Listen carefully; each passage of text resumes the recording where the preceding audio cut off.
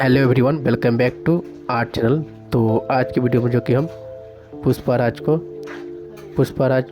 Movie का poster water colour से बनाने वाला हूँ, जो कि हम पिछले वीडियो में आउटलाइन ट्यूटोरियल बना लिए थे। तो अगर वो आप लोग वो वीडियो नहीं देखे हैं तो जाकर देख सकते हैं। तो देखिए मैं किस तरह से इसको पेंट करता हूँ।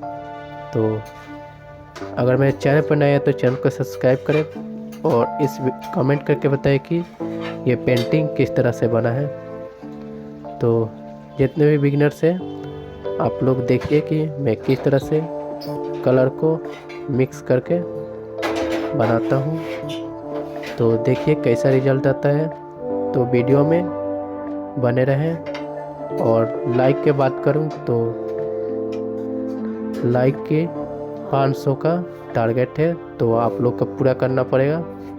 तो वीडियो में बने रहें। इस वीडियो को ज़्यादा से ज़्यादा शेयर करें अपने दोस्तों के पास। तो देखिए किस तरह से मैं आउटलाइन